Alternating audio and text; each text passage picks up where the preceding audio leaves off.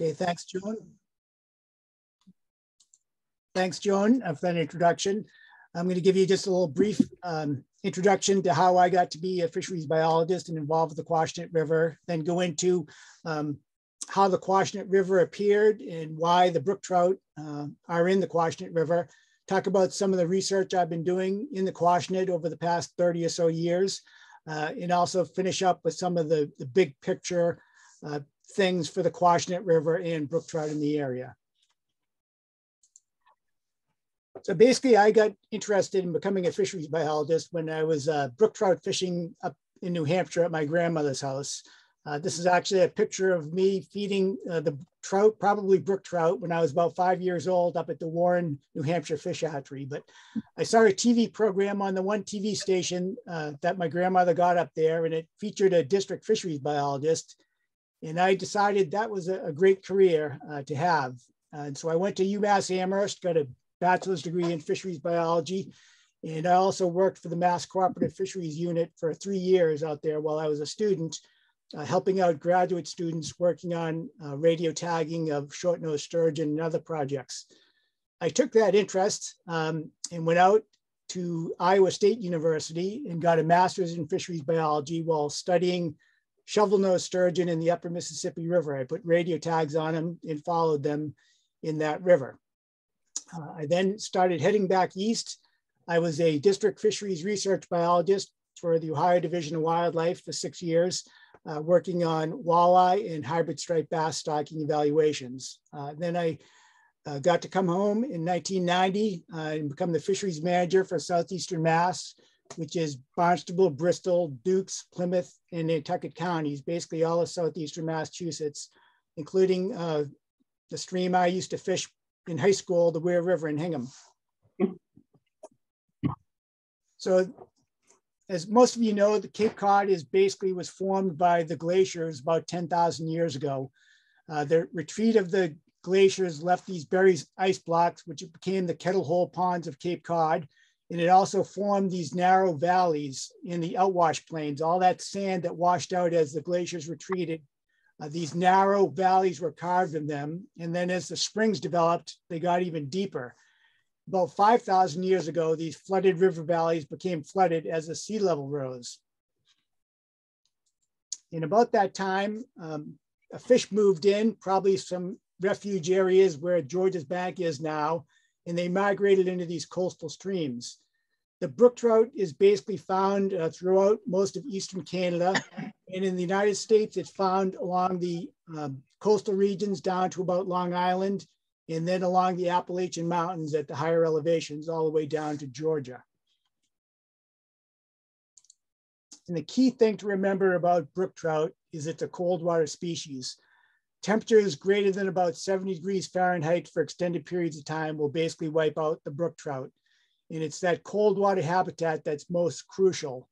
They prefer temperatures about 52 to 56 degrees Fahrenheit, which here on Cape Cod, the average temperature is about 53 degrees year round, and that's the temperature of the groundwater. So the groundwater is perfect temperature for brook trout. But actually the brook trout is a misnomer. It's actually a char, and the Canadians actually call it a brook char. So it's not even truly a trout like the brown trout is.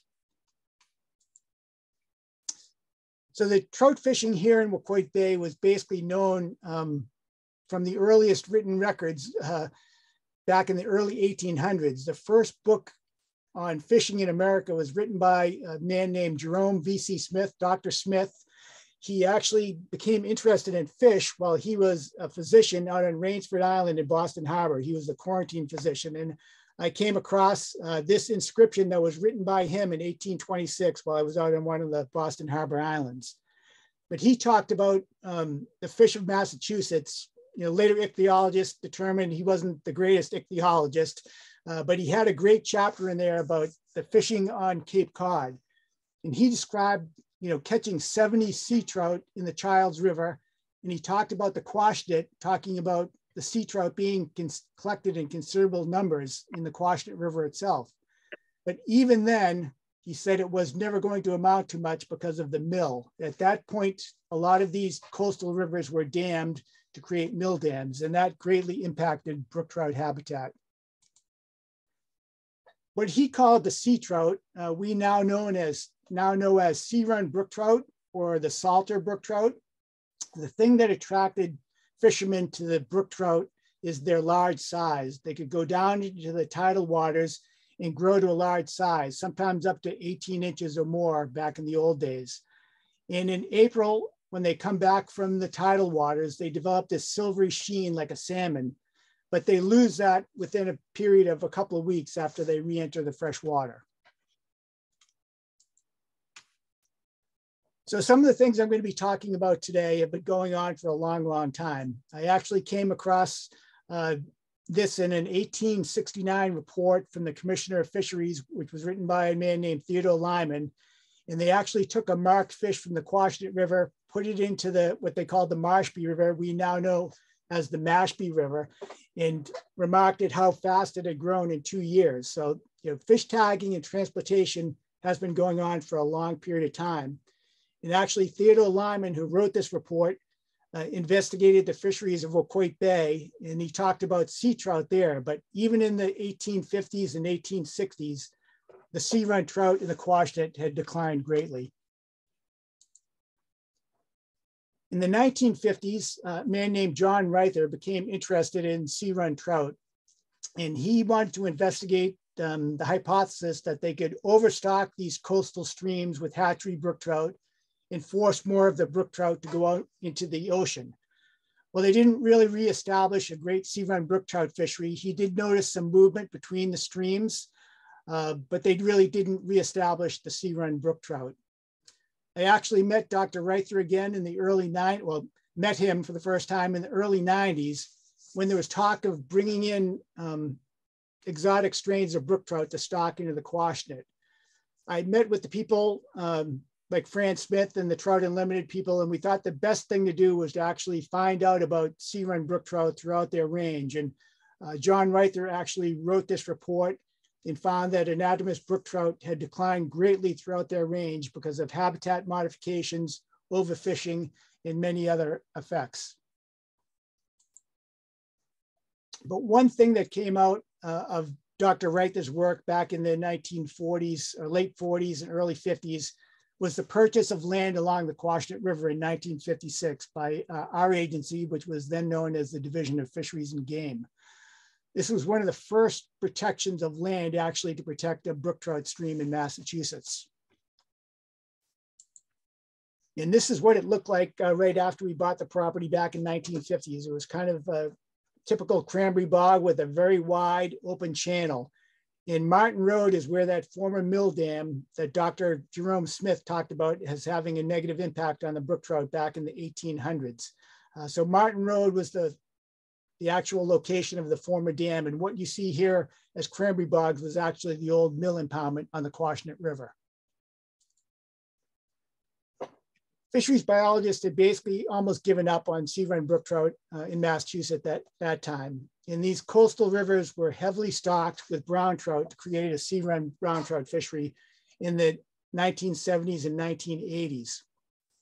So they were very heavily stocked in what were these former sea run brook trout streams. Around that same time, Trout Unlimited was contacted by Joe Bergen, who was the biologist at the time, and a guy named Fran Smith, a plumber from Falmouth, took on the project of actually helping restore some of the trout habitat in the Quashnet River. It was planned in 1975, and they started actual work restoring the habitat by building overhead covers and deflectors starting in 1976. And Fran Smith and Trout Unlimited are to this day still working on improving the habitat in the Quashnet River, with a focus now on putting in complex wood and tree planting.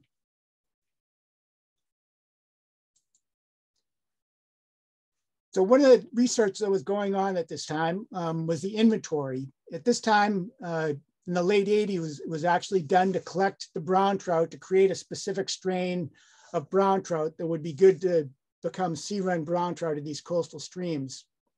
I started here in 1990 and discovered that there was still native brook trout, or what we believe to be native brook trout, in these streams. And so over time, I decided to stop the stocking of brown trout in these formerly sea run brook trout streams and see what impact that had on the population. And basically, the brown trout died out within a few years. In fact, almost immediately after we stopped the stocking of brown trout, the brown trout died out in these rivers, and the brook trout population started to increase. In the early 2000s, a guy named Brendan Annett came out. He came out here interested in anadromous fish, and he developed a research project looking at the genetics of these sea-run brook trout streams. And he compared the genetics of these fish to the Sandwich hatchery strain and found that they were distinctly different from the Sandwich hatchery. And in fact, they were different from each other, which gave us hope that these brook trout might actually be remnants of the original native populations. Brendan was able to get a grant, and with assistance from the Conti Anadromous Fish Laboratory, he developed a antenna project using pit antennas. And here's a picture of Brendan and Fran installing the antennas underneath Route 28 in November of 2007. At that time, there was a stewardship intern named Andrew Tweel that basically took on the project of setting up these antennas, and I helped collect and tag the fish.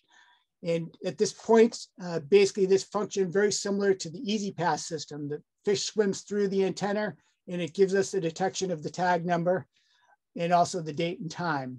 But at that time, it took a lot of work because these batteries had to be changed every week. Andrew left later on that year, and I basically took over the project, and I'll talk about how much it's expanded since then and some of the results. But first of all, pit tags, they're actually called passive integrated transponders. They're about the size of a grain of rice. They consist of a small antenna and an integrated circuit wrapped in a glass case. And they function very similar to the Easy Pass system that everybody uses these days on the Mass Pike. They allow a unique ID for the fish. They can last to be about 50 years, supposedly. And right now, the cost is down under $2 a tag. When we first started this project, it was anywhere from $5 to $7 a tag. These fish get injected with a hypodermic needle into the abdomen of the fish. And here's a picture of what it looks like, the inside of a brook trout. You can see the small tag there peeking out amidst the viscera. Sometimes this tag will actually get mixed in with those eggs. This is a female brook trout, and that's going to have some significance later on in my talk.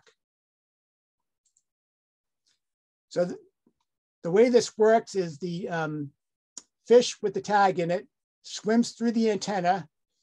The tag is energized, it beeps out the tag number, and it gives me the tag number and the date and time that that particular fish went through the antenna. So this is a summary table of how much has gone on since we started in 2007. In the Quashnet River itself, I've caught almost 9,000 brook trout over the years and tagged almost 5,000. We've recaptured over 1,200 of the fish, and we have over 100,000 antenna hits of these fish. Some of the other rivers that we've expanded to, it started out with 2 antennas in the Quashnet. We now have 3 antennas on the Quashnet, 3 at Red Brook. This past year, 3 antennas were placed on the Childs River, which explains the large number of antenna hits, because before we were only recording every 15 minutes when a fish went through. But now with the new antennas, they have much more memory and they can record every minute when a fish goes through. There's also a cooperative tagging project that we've done in the Coonamessett and Third Herring with other researchers. So right now, where these antennas are located, when I took over the project, one of the things I noticed is these readers sometimes varied slightly in time.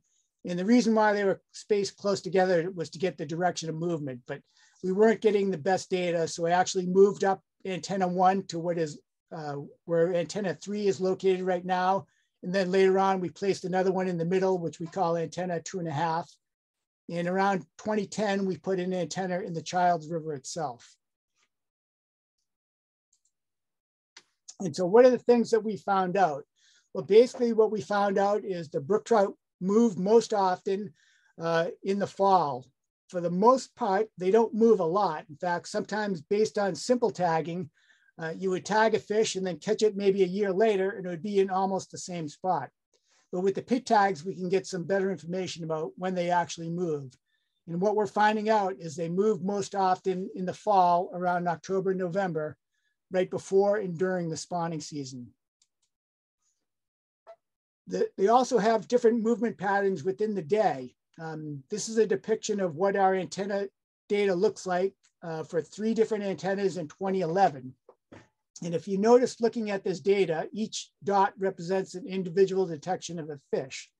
And if you notice this kind of horizontal lines, well, basically, if you notice they kind of stretch out, that corresponds to sunrise and sunset, which is a time of active movement.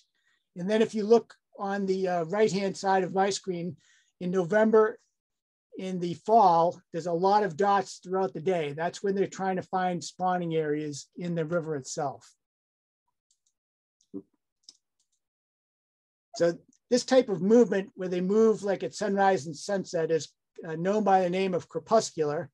Here is the average movement of the fish in the Quashnet River, and you can see these little peaks around 6 in the morning and about 6 at night. And that's, basically corresponds to the average for sunrise and sunset. So that's the period when the fish are most active. And if you want to compare that to the way people on Cape Cod travel, I put in some data showing the cars going over the Bourne Bridge. And you can see it's strongly diurnal. During the day is when most of the traffic for people on the Bourne Bridge compared to the brook trout. Some other things that we can find out with the pit tagging is how fast do they grow. It gives us an individual record on growth when we recapture the fish. Basically, when they're small as young of year, in a year's time, they can almost double in size from an average of 88, from 60 to 119 when they're young of year, they can grow an average of 88 millimeters. So basically almost double in size that first year of life. But as they grow older, that growth rate slows down and they grow incrementally. They do gain a lot more in weight as they grow older, but that length really starts dropping off dramatically. In about age 4 is about the upper lifespan of these fish. But one of the things that we discovered with this pit tagging was the growth rates of these fish. When Reither was doing his work, they always thought that a fish greater than 12 inches long in these coastal streams was actually a sea-run brook trout. And basically on our pit tagging, we found that that's not necessarily true. This was about a 14-inch brook trout that was tagged and recaptured in the Quashnet River. And it never went down into the tidal areas except for one period of time in July. So it wasn't really a fish that we would consider a true sea-run brook trout. And there's a reason why they don't have to go down into the salt water as much. Because in these coastal streams, oftentimes the food comes to them. This is an underwater photo I took of out-migrating young of year river herring in the Mashpee River. And in the late July through August and into the fall, hundreds, if not hundreds of thousands of these fish migrate down through some of these coastal streams and provide an ample food resource for the brook trout. So they don't have to go out sometimes to get ample food.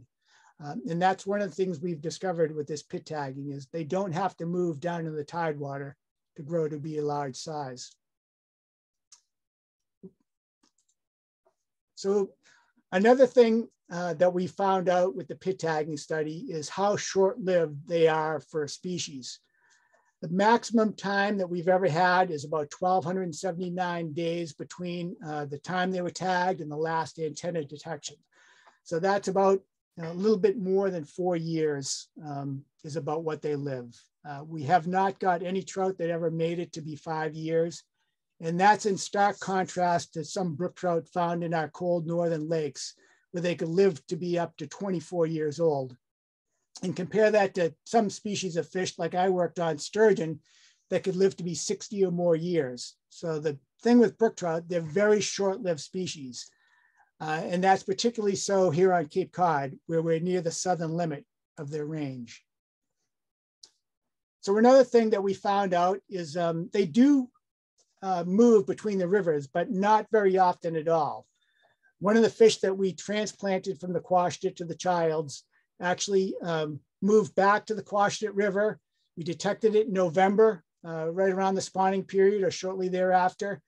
And then we actually located back on the Childs River in July of 2009 with a handheld wand. We've only had 3 other fish that we've documented moving between the Childs and the Quashnet. I think there was 2 fish from the Childs, including one that just most recently appeared going up into the Quashnet last month or so.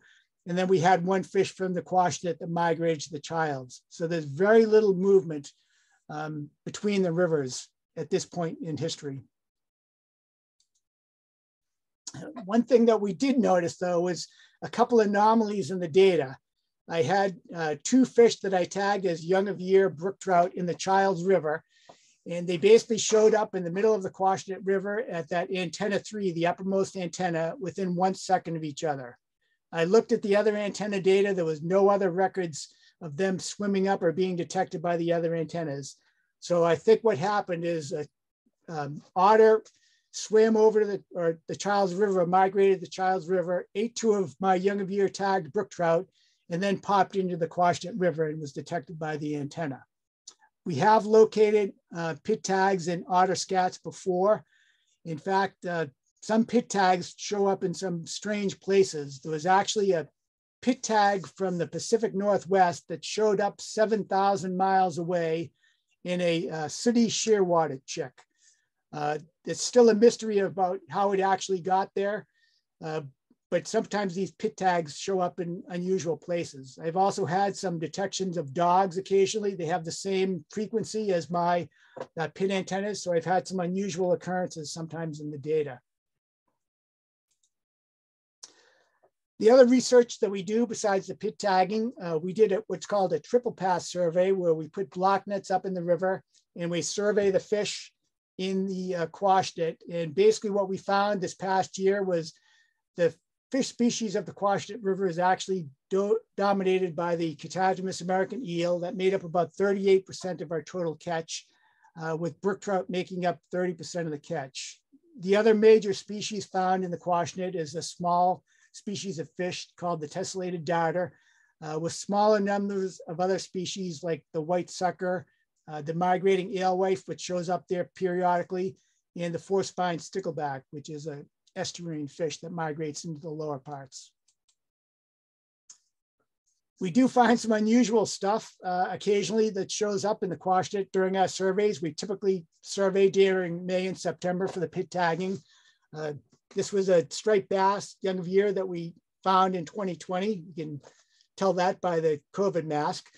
But we do occasionally find striped bass in the Quashnet River. In fact, one year we tagged a couple and basically they exited the river within a couple of days after they were in there. So they only spent a very short amount of time in the Quashnet. We have noticed a variety of other species during our pit tagging and surveys of the Quashnet, including young of year largemouth bass and other warm water pond species that migrate down from Johns Pond. The largest trout we actually tagged in the Quashnet River was a tiger trout that we found in 2008 that probably came down from the Johns Pond. And we actually recaptured this fish a few days later, and it was last seen going out the lowermost antenna. We did capture a big rainbow trout that probably came down from our stocking in the Johns Pond in 2016 as well. We've also had migrants occasionally that come up from the estuary, like the mummy chug, which is commonly found in the lower parts of these coastal rivers. A small flounder-like fish we caught one year right at the Martin Road called the hog choker, which is a very small flounder-like species which migrated up from the Quake Bay estuary. In this past year, we also caught a gizzard shad, which was a very unusual find. These are typically found out in the Midwest, where I did a lot of my work in Ohio and in Iowa. They were common out there, but they can actually migrate through the salt water. And we caught one in the Quashnet River this past year. So one of the things that we found all this time at the Quashnet River is the particular areas that trout spawn in. I mentioned that they move a lot during the fall for the spawning because they seek out very confined areas in order to develop their redds or to lay their eggs. They're usually at the base of steep slopes in an area with upwelling groundwater.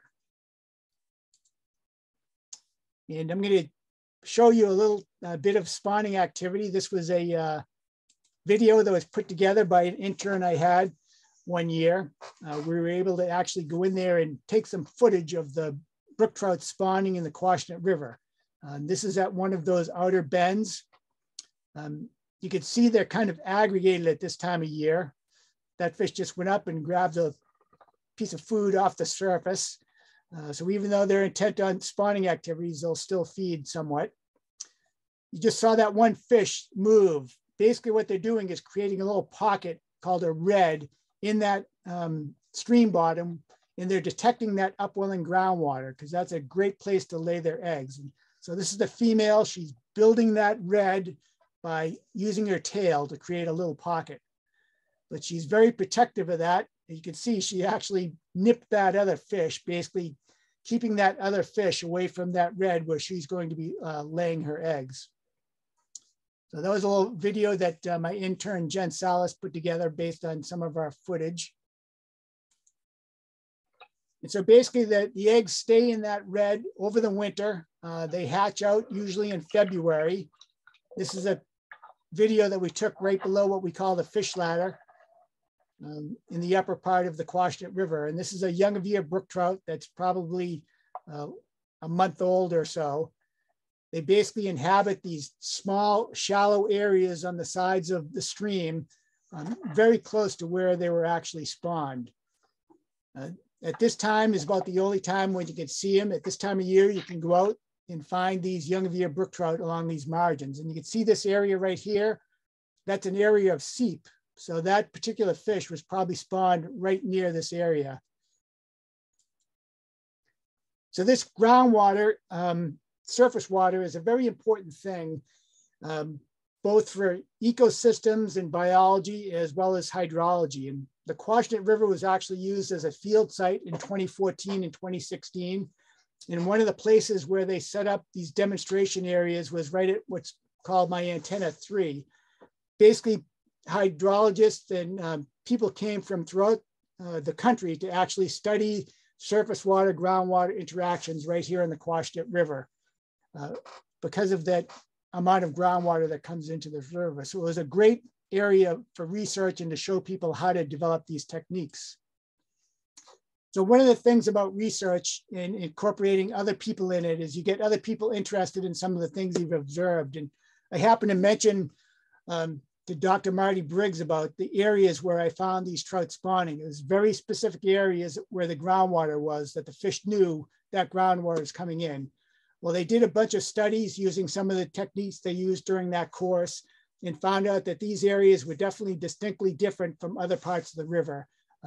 Areas of intense groundwater upwelling is where they found these brook trout reds. In some of these reds, there's actually a lot of pit tags. I mentioned how they could get caught up with the eggs.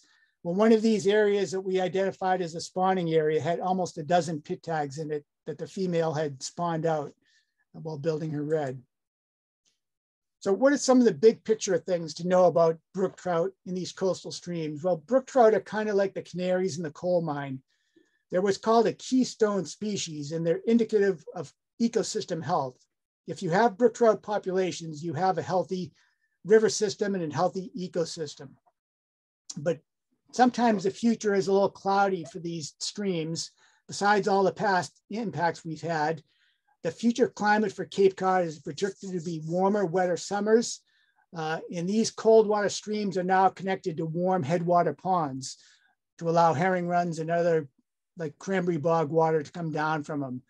And here on Cape Cod, we're kind of near the southern limit of their coastal range for brook trout. So that's going to have some implications for the future of these streams. Here in Eastern Massachusetts, basically our brook trout populations are almost decimated.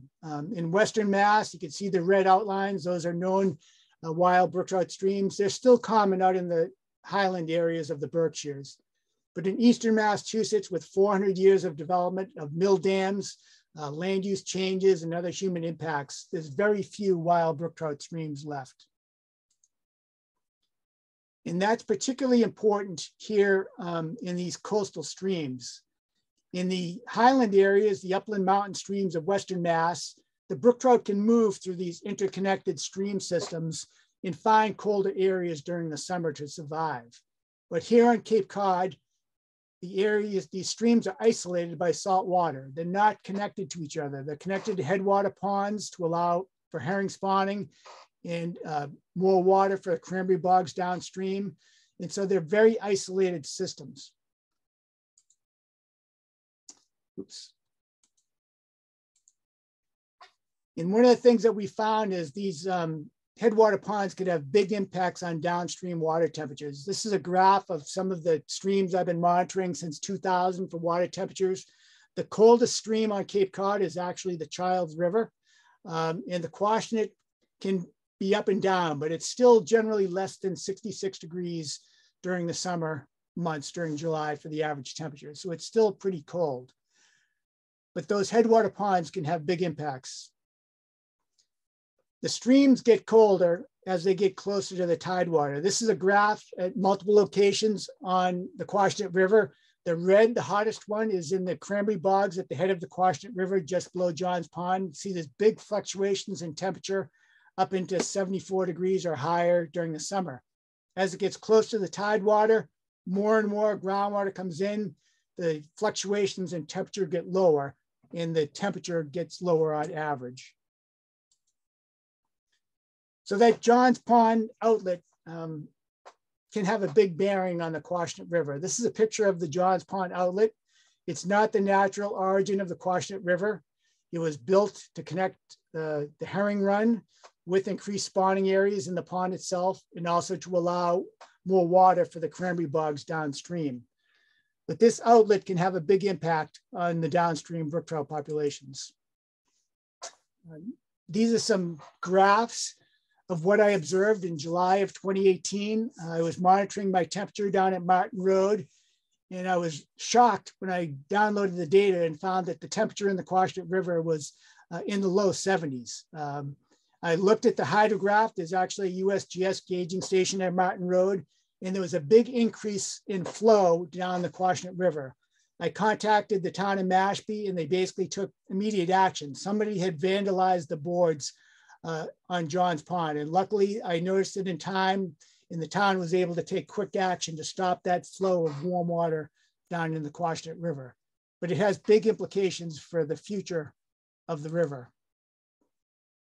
The upper bogs were also the site of some contamination from the former Otis Air Force Base. Otis Air Force Base was a major part of our Cold War defenses. They had these aircraft called the Super Constellations go out on picket duty to see if the Russians were mounting a bomber attack on the continental United States. And these things were in the hour, 7 days a week, 24 hours a time. Each time they went out to take off, they would test their fuel dump valves at the end of the runway. And over time, 1 million gallons of fuel were dumped into the groundwater and the sands of Cape Cod. There was an additive in there called ethylene dibromide, and that actually came up into the cranberry bog system right below Johns Pond in the upper Quashnet River. And to protect the cranberries and human health, they built a treatment plant called the Fuel Spill 1 treatment plant up there around 1999. That contamination has since been cleaned up, but now we have another substance called PFAS that's actually been found in the river. And that was used in firefighting foams on the airfield. But there was still some major impacts from this cleanup. You know, one of the things that they did was build these berms to separate the cranberry bogs from the contaminated groundwater. They built the berms, but they built them over the old peat deposits in the Quashnet River. They built these berms to separate the river, and the berm subsided and basically raised up the river. They created a very narrow little river. That's about actually how wide the river should be. You can see over here on the left-hand side, that's how big the Quashnet River should actually be instead of a big wide cranberry bog ditch. So over time, this berm has settled into the river. It's created a shallow wetland up in that area, and it's caused problems both for the brook trout population as well as the migrating herring. But you know, all of these things, you never know what you're going to find. We were correcting some problems with one of the ditches, taking brook trout out from one of the ditches and putting them into the main river as part of the cleanup. And I discovered a fish that I didn't know was up in there called the mosquito fish. It's the only location that we know of in Massachusetts. It has the warm cranberry bogs in the summer, and it has that cold water, groundwater that enables them to survive the winter. And somehow a student found out about my report in a book that was written on the fishes of Massachusetts, and I helped him collect the fish, and he actually wrote a paper on their cold tolerance of the mosquito fish that were found in the Quashnet River. So you never know what you're going to find when you're doing some of this research and you connect with other researchers. So right now there is a proposal to restore these upper Quashnet bogs to try to restore the habitat. It's going to be a very expensive proposition. There was some money from the Air Force. Instead of pulling out the berms, they did give the town of Mashpee some money to help correct this, but that is a big thing in the future that's going to have a big impact on the future health of the brook trout population in the Quashnet, is to actually restore some of this habitat, and particularly the damage that was done by this berm failure. So over time, basically the management measures, all that great habitat improvement work that was done by Trout Unlimited, the stopping of the brown trout stocking and other management measures have allowed the brook trout populations to increase in the Quashnet. That has enabled us to do some other things. Both the population has increased as well as the size of the fish. This was a picture of a brook trout we caught in 2013. We have got about 50 fish or so that are 12 inches or better from the Quashnet. So there's some really nice brook trout that are found in the Quashnet River now. And so the pit tagging and the increase in population has allowed us to do some things.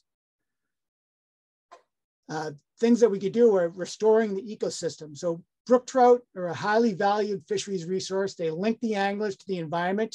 They're a rare life history variant of our native cold water species. In improving these coastal brook trout populations will allow broodstock for future transplantations into rivers where they were wiped out. We did a transplant from the Quashnet River for 3 years, 2008 to 2010, from the Quashnet to the Childs River. They've reproduced every year since. And in 2021, there was a big restoration project that was done on the Childs River. And basically right now in those former impounded areas, the former pond, we're actually finding brook trout spawning in the former pond area. So this is some great news in the Childs River, where this restoration has actually allowed brook trout to recolonize the areas and to increase. The success in the Childs River allowed us to do the same thing in the Coonamessett River. We took fish from the Mashpee River, moved them into the Coonamessett, and they've been spawning there ever since 2013, 2014.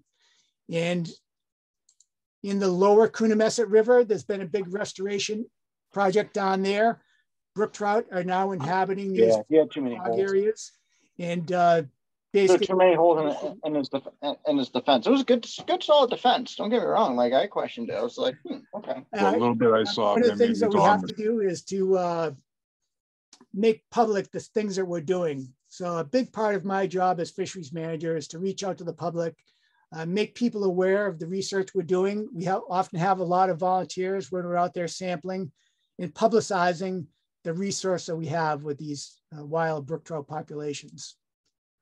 So what can you do to help?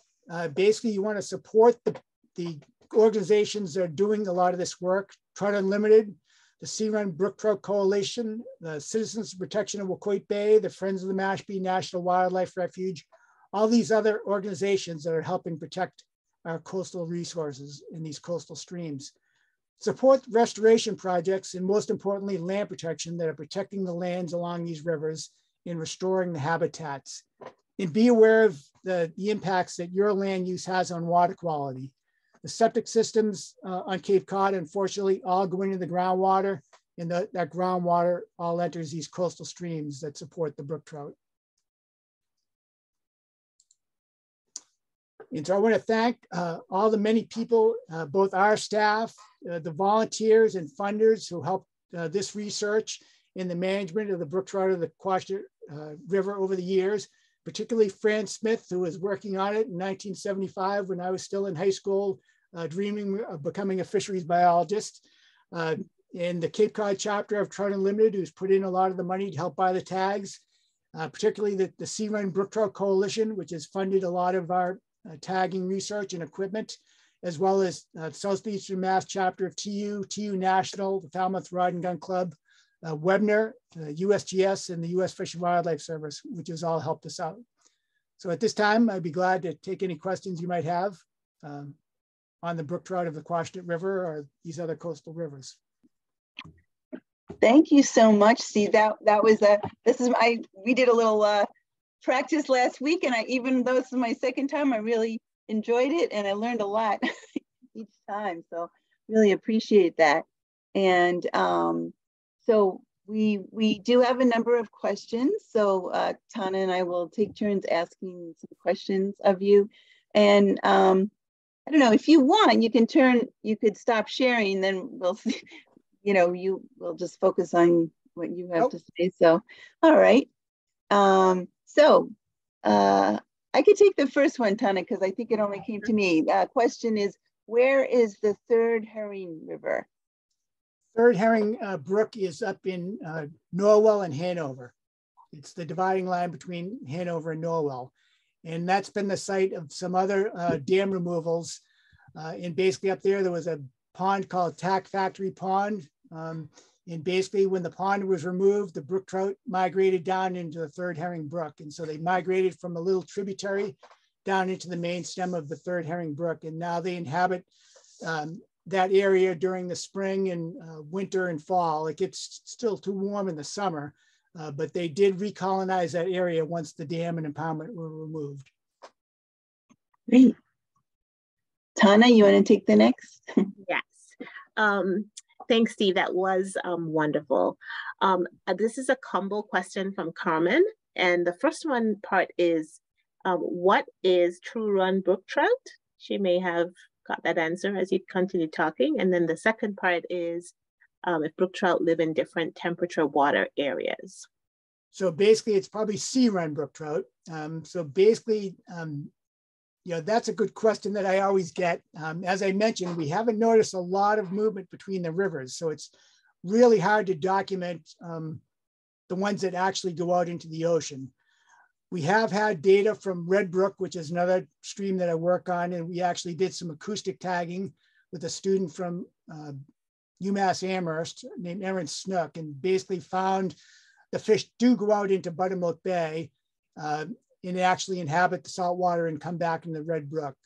So we have documented movement in that particular area, but there's not a lot of documentation about how many fish actually go down in the salt water. One of the big take homes from that acoustic tagging study was they do go down, they make use of these tidal areas quite a bit. There was 8 of them, I think, that actually went out into the full strength seawater of Buttermilk Bay, but only 2 of them came back. And that's the big problem with our estuaries. I mentioned land use impacts. The estuaries in these coastal streams are in bad shape. They've lost a lot of the eelgrass and a lot of that cover. And so historically, when these brook trout would go down and become true sea run brook trout in these estuaries, there's not a lot of good habitat left in some of these estuaries. And so they disappear very quickly when they go down into these estuaries, unfortunately. And hopefully that will change in the future. And what was the other part of the question? Brook trout live in different temperature water areas. Basically, they can live anything from just above freezing or slightly below if it's moving, up until about the low 80s. In the low 80s, they'll drop dead immediately. 75 degrees, they can last maybe a week or so. And for an extended period of time, the upper limit is about 68 to 70, where they won't survive for months at a time. Typically, if the average temperature is 68 or 70 degrees, we lose our brook trout populations. But they can be found anywhere from just above freezing up into the low 70s. And they can actually migrate into some of these rivers that are warmer, as long as they can find a refuge area. So if they can go back to a little cold water seep, they can actually survive in some of these warmer temperatures if they have that cold water refuge areas. Great. I think you somewhat answered this question, but maybe you can just summarize it. Are there any effects of nitrogen pollution from septic systems and climate change on the essential fish habitat of brook trout? Yeah, the nitrogen probably has a big impact primarily on the estuaries. It doesn't seem to be as much of a problem in the stream, where generally in freshwater, phosphorus is the driver of algae blooms, whereas in saltwater, it's nitrogen.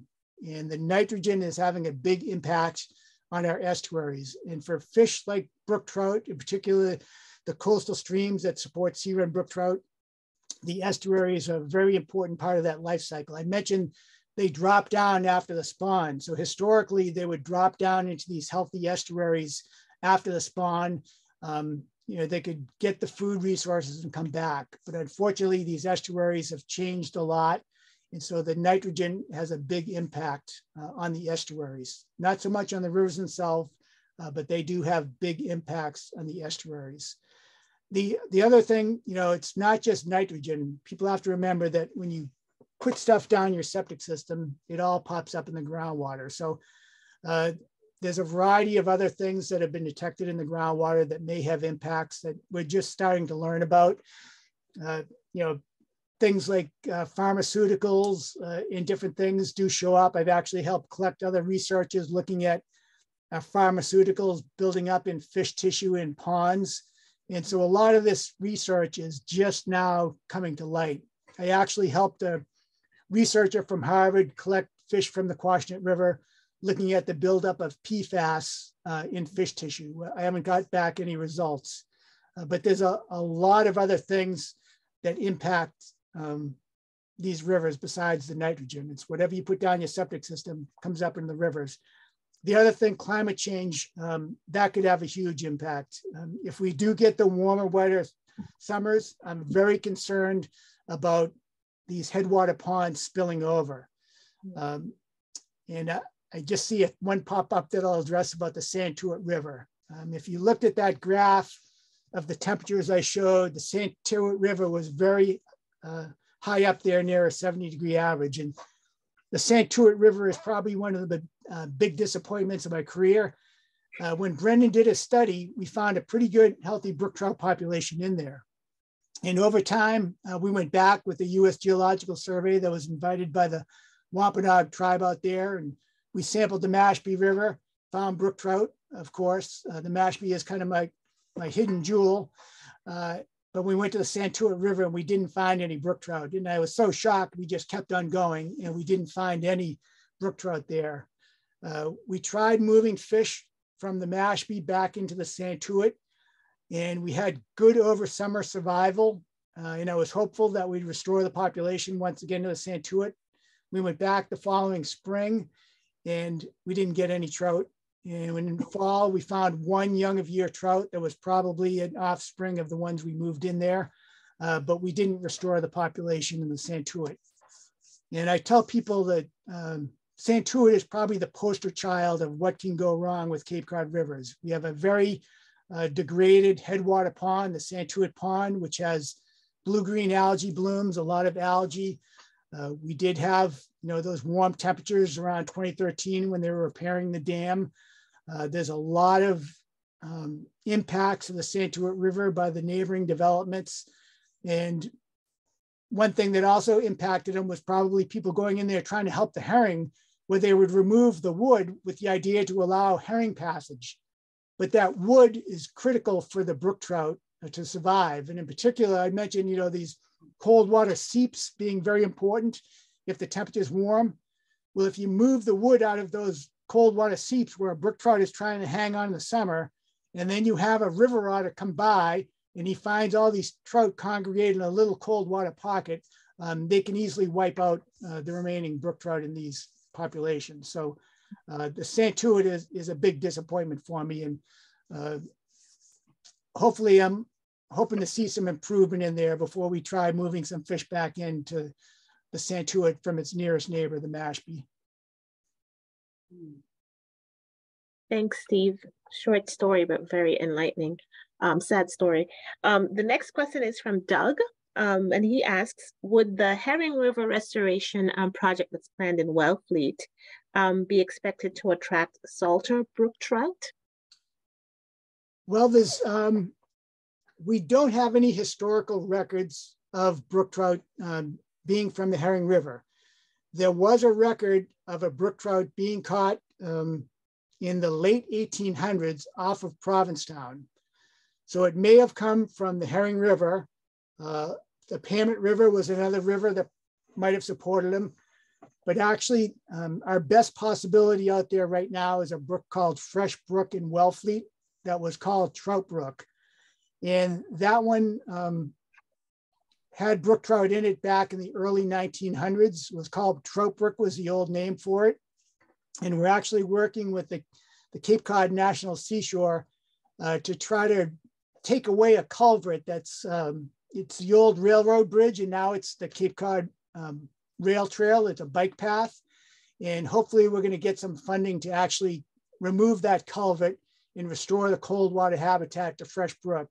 And then we could try transplanting these native brook trout into that restored cold water system. But the first thing in all of these systems is you have to have the cold water. Before I moved fish from into the Childs in the Coonamessett, I documented that they had the cold water to support it. And then the restoration projects in both those rivers have hopefully allowed the population, or will allow the population to increase as that habitat is increased. Here's a question from June Messier. Can tailwater streams be developed on Cape Cod by releasing water from the bottom dams? Unfortunately, no.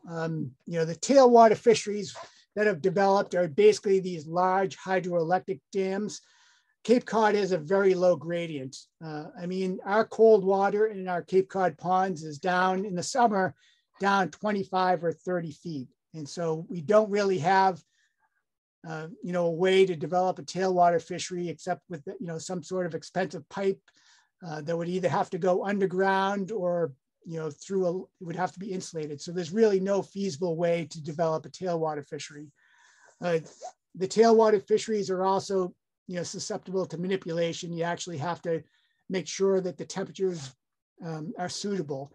They have created tailwater fisheries in places like Georgia and Arkansas, which are great tailwater, cold water fisheries. But here on Cape Cod, it's not really suitable. But I would like to see some sort of monitoring of these headwater ponds so we can detect problems. If people vandalize the boards in the summer months, we can detect it before it wipes out our brook trout population. So I think in the future, we're going to have to go to a more intensive monitoring of these headwater ponds if we're going to be able to save these brook trout populations for the future. Okay. All right, we have about 3 minutes left and I think 3 questions left, but let's go to the next one down. This one's from Eric, and he asks, do brook trout exist above the fish ladder, and do they move through that structure? Yes, well, there's what we call the fish ladder is the old Cranberry Bog impoundment. And when I started in 1990, they were still impounding some water, but along with marine fisheries, we started drawing it down. And then we got people from Webner and the Student Conservation Association removed the last boards maybe about 10 years ago. And so they can easily pass through what we call the fish ladder. It's basically just an open culvert right now. Whether they can go up into the Johns Pond ladder, into the pond itself, it's possible. We don't have any documentation of that. I have had documentation of brook trout doing that over at Red Brook going up into White Island Pond. But unfortunately, it's not something we want to encourage because, you know, once they get into the pond, they're basically lost to the population of the river. But they do pass easily through what we call the fish ladder right now, which is the old culvert. Okay, this next question you already answered, but just for the benefit, I'm gonna just say that it was the one about the sand. Have you done any recent study surveys in the Santuit River? It was from Dale Oakley. Mm-hmm. He said, I am with the Mashpee Wampanoag Tribes Natural Resource Department, hoping to catch up with you sometime soon, Steve. So. Yep. And Dale, I hope to too. I was in there checking my temperature sensors about a month ago and didn't see any sign of trout. But yeah, we need to discuss that. It's very important for the Wampanoags. There's a cultural history of trout and the Wampanoag tribe in the Santuit River. So I think it's very important to restore the brook trout population to that river. And I think this is our last question. How would the Upper Quashnet Restoration Plan help? Basically, right now, the brook trout do spawn up in there, what's called the K1 bog, the bog that I showed right before the treatment plant. They spawn right in that bog itself. And so by restoring the habitat, by channeling the river along the area, you'll improve the brook trout habitat and allow the fish to pass from those spawning areas near the K1 bog down into the main channel itself. So eliminating that berm failure, that swamp in the middle of the river, and developing a new stream channel will help restore brook trout habitat in that area and reconnect the uppermost areas, which is near the K1 bog, to the main river itself. So we're just coming up on 7:30, so it's sort of perfect timing. Just want to give another big thank you to you, Steve, for an excellent program. Remind people that we are going to post it online, and just invite you to come back next week